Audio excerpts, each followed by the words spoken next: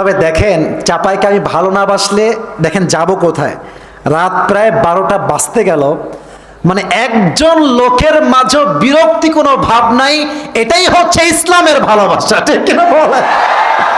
আমি ওয়াজ শেষ করি কেমনে, যে মানুষগুলো এত আগ্রহ নিয়ে শুনছে, এদিকে তো ওয়াজ আজকে শোনায় যাওয়াই লাগবে, ঠিক কিনা বলে?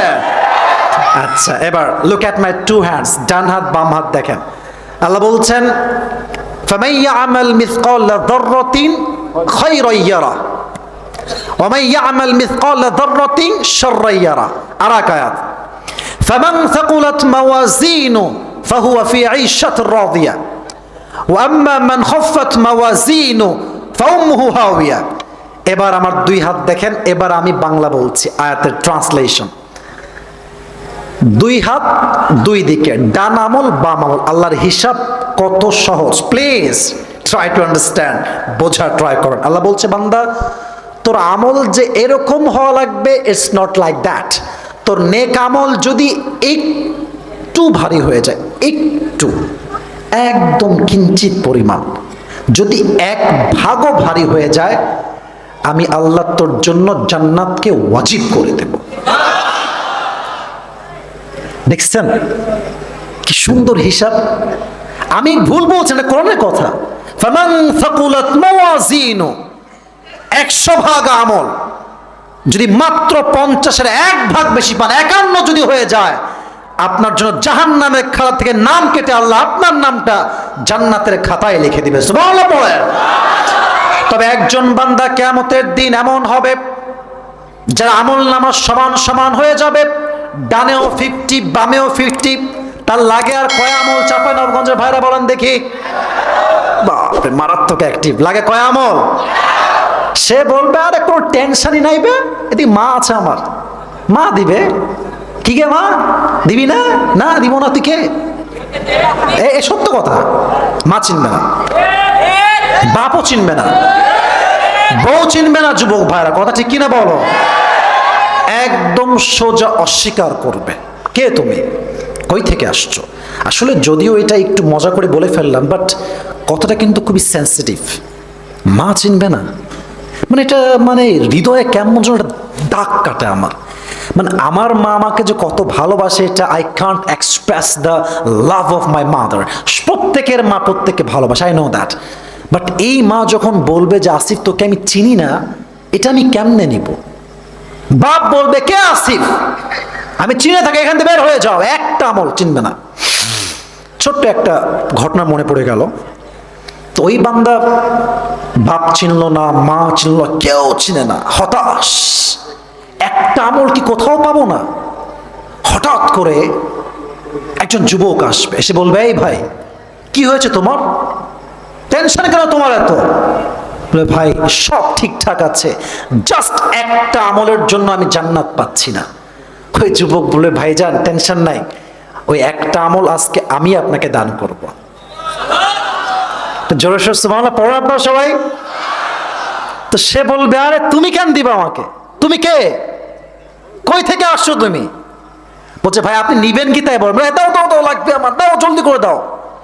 নিয়ে সোজা আল্লাহ একটা আমল পেয়ে গেছি, please let me enter in the paradise, আমাকে জান্নাত দাও, আমি একটা আমল পেয়ে গিয়েছি। আল্লাহ বলবে কি রে তোকে একটা আমল কে দিয়েছে আজকে? বাপ দেয়নি, মা দেয়নি, বউ দেয়নি, সন্তান দেয়নি। No one has given. Who has given? দিল কে তোরে? বলবে আল্লাহ। হাদা আখি, এই যে আমার ভাই, সে আমাকে একটা আমল দিয়েছে। আচ্ছা আল্লাহ কি জানে না? কথা কম, জানে না? ভালোবাসে তাই জিজ্ঞেস করছে, এই কিরে তুই একটা আমল কেন দিলি? বাপ দেয়নি, মা দেয়নি, কেউ দেয়নি, তুই কেন দিলি? সে এক অবাক করে উত্তর দিবে, বলবে আল্লাহ আমার কাছে আছেই একটা, ও থাকলেও কি না থাকলেও কিন্তু আমি কনফার্ম জাহান্নামী, আমি জানি। তো আমি ভাবলাম যে যদি আমার একটা আমল আমার ভাইকে জান্নাতে নিয়ে যায় আমার উপকারের মাধ্যমে, সমস্যা কি? আমি দয়া করে মায়া করে একটা আমল আমার ভাইকে গিফট করেছি। আল্লাহ বলবে ও আচ্ছা আচ্ছা, তুমি আমার চাইতে বেশি দয়াময় হতে চাও, তুমি আমার চাইতে বেশি মায়াময় চাও? না না না, আনার রহমান, আনার রহিম, I am the most merciful, I am the most gracious, and I am the most kindful Lord. আমার মতো দয়াময় মায়াময় প্রভু আর কেউ নাই। আজকে তোমাকে যে একটা আমল দিয়ে হেল্প করেছে, তুমি একা জান্নাতে যেও না, তুমিও জান্নাতে যাও। যে তোমাকে একটা আমল দিয়েছে তাকে নিয়ে একসঙ্গে দুইজন জান্নাতে প্রবেশ করো। আল্লাহ তাআলার হিসাব কত সহজ। তাহলে যে পরকালে বিশ্বাস রাখে সে হিসাব দিবসে বিশ্বাস রাখবে কি রাখবে না? বলেন তো, হিসাবের প্রথম হিসাব কি বিষয় হবে? খুবই সহজ উত্তর, নামাজ। চাপায়ের লোকের ব্রেনই আলাদা ভাই। বলেন তো দেখি, নাম কি? আউয়ালু মা ইউহাসাবু বিহিল আবদু ইয়াউমাল কিয়ামাতি আস-সালাহ। প্রথম প্রশ্নই হবে নামাজ নিয়ে। আপনি হিসাব করুন, আজকে যখন রোজার মাস ছিল ফজর 2 কাতার লোক হতো, 3 কাতার লোক হতো। রোজার মাস শেষ, এখন 3-4 জন লোক ছাড়া মানুষদেরকে হারিকেন মস্তে খুঁজে পাওয়া যায় না। ঠিক কিনা বলে? আজীব কথা। রমজান মাস আসলে খালি নামাজ পড়ে, বাদ বাকি মাসে কোনো নামাজের খবরই নাই।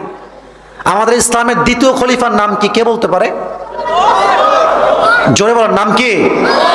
ওমর ফারুক রাদিয়াল্লাহু তাআলা আনহু। একটা লম্বা হাদিস মাথায় আসছে। আচ্ছা, রাত তো প্রায় 12টা বাজে, আমাকে কি 12টার পরে ওয়াজ করতে দেওয়া যাবে না আজকে? একটু সমস্যা নাই তো কোনো আজকে? না দেখেন, আমি বলি, আমি বলি, আমাকে please let me talk, let me handle. আমি বলি, চাপায়ের মানুষের কাছে সময়ের হিসাব করলে কিন্তু চলবে না। আর আমার এটা মনে হয়, this is my personal point of view, যদি এখানে রাত 3টা পর্যন্ত ওয়াজ হতো, আমার বিশ্বাস এখানকার প্রত্যেকটা লোক ওয়াজ শেষ করে বাসায় যেত। ঠিক কিনা বলে? চাপায়ের মানুষ যে চেনা না, সে অনেক চেনা বাকি আছে তার। তা আমার কথা হচ্ছে 12টা বেজে গেছে, আমাকে আমার ওয়াজটার এন্ডিং তো করতে হবে। 10-15 মিনিট সময় কি এক্সট্রা দেওয়া যাবে না আমাকে আজকে ইনশাআল্লাহ? কাশি দেন সবাই, দেনা তাকবীর, লিল্লাহি তাকবীর। ওমর ফারুক রাদিয়াল্লাহু তাআলা আনহুর জামানায় একজন মুনাফিক, একজন আগুনের উপাসক, তার নাম হচ্ছে আবু লুলুল মাজুসি। সব সময় আগুনের পূজা করে। এসে বলছে, Omar, I have on objection, আমার একটা অভিযোগ আছে। কি অভিযোগ বলো? বলছে, আমার যে মালিক আছে, যে মনিব আছে, তিনি প্রত্যেক দিন আমার কাছে 6 দিরহাম চার্জ করে, কিন্তু আমার জন্য it's really hard for me to pay. আমি পারি না, আমি খুব কষ্ট হয়ে যায় আমার, প্লিজ আপনি একটু কমায় দেন। তো আমার বলছে, ভাই বুঝলাম তোমার কষ্ট হয়, বাট তোমার চাকরি কি, তোমার বিজনেস কি, তুমি কি করো? বলছে, আমি তো মূলত খঞ্জর বানাই, চাকু। এটাকে বলা হয় আরবিতে খঞ্জর। দেখবেন গুগলে সার্চ করে সুলতান আল কাবুস নাম লিখবেন, গুগলে দেখবেন ছবি আসবে। তার ঠিক পেটের ডান দিকে বিশাল লম্বা একটা খঞ্জর রাখা আছে। এটাকে আরবিতে বলা হয় খঞ্জর। মাকবাদাতুহু ফি ওয়াসাতি, ডানেও ছুরি বামেও ছুরি, মাঝখানে হচ্ছে হ্যান্ডেল। আমার হাত দেখেন, এটা তাহলে বুঝবেন হাদিসের ব্যাখ্যাটা।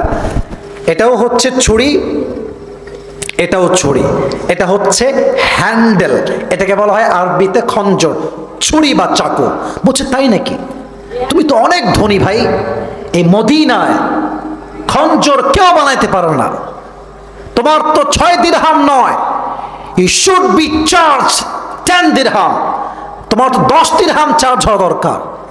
এটা শুনে সে রেগে মেগে ফেরা, ওমর, সবাই তো মুসলমান, তাই তুমি সবার বেলায় নরম, আর আমি যেহেতু অমুসলিম তাই তুমি আমার বেলায় গরম, তাই না? দাঁড়াও, তোমাকে আমি বোঝাবো যে আমার ক্ষমতা কত বেশি। এই হুমকি দিয়ে বের হয়ে গেছে। ওমরে ফারুক তো অবাক হয়ে, তার কাছে সাহস কত, প্রধানমন্ত্রীকে হুমকি দেয় এই লোকটা কে? আসলে বের হয়ে গেছে। সারা রাত মিলে ওমরকে হত্যা করবার জন্য বিশাল লম্বা একটা খঞ্জর বানিয়েছে। সে ওমরকে হত্যা করতে চায়। যখন সেই লম্বা খঞ্জর বানিয়েছে, এবার ওমরকে হত্যা করবে কেমন করে প্ল্যানিং করে একটা বড় লম্বা চাদর নিয়েছে। এই মেয়েরা হিজাব পরে না, নেকাব পরে না? কি আপনার মা বোন পড়ে না? যুবক ভাইরা পড়ে না? আচ্ছা, টিস্যু নিয়ে বোঝাই তাহলে আরো ভালো বুঝবেন। দেখবেন যে নেকাবের নিচের যে পার্টটা থাকে, দেখবেন যে এমনে ঢাকা থাকে। কথা কি আমার বোঝা যায়? যুবক ভাইরা বোঝা যায়? সে কি করেছে, আমার face, look at my face please. আমি হাদিসটা প্র্যাকটিক্যালি বোঝাবার ট্রাই করছি, একটু বোঝার ট্রাই করেন। পুরো পেছন থেকে নিয়ে এই পর্যন্ত চাদর দিয়ে ঢেকেছে। চাদরের এই যে ডানের পার্টটা, যে ডান দিকে থাকে, শাল বা চাদর, পাকিস্তানে এটাকে শাল বলে, আমরা চাদর বলি, এটাকে দিয়ে একদম এই বরাবর, মানে হচ্ছে ঠিক এরকম।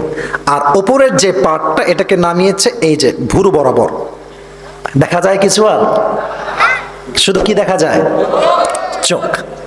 ফজরের নামাজের সময় চাদর দিয়ে মুড়ি দিয়ে ঢেকে মুনাফিকের রূপে ছদ্মবেশে আসছে ফজরের নামাজ পড়বার জন্য। ঠিক ওমরের পেছনের কাতারে মসজিদের ডান পাশে দাঁড়িয়েছে। ওমর এসে বলছে, সফু সুফুফাকুম, কাতার সোজা করো, কাঁধে কাঁধ মিলিয়ে দাঁড়াও, আল্লাহু আকবার। হাত বেঁধেছেন, সানা পড়েছেন, কেরাত পড়েছেন, সব ওকে। আল্লাহু আকবার দিয়ে রুকুতে যাবেন।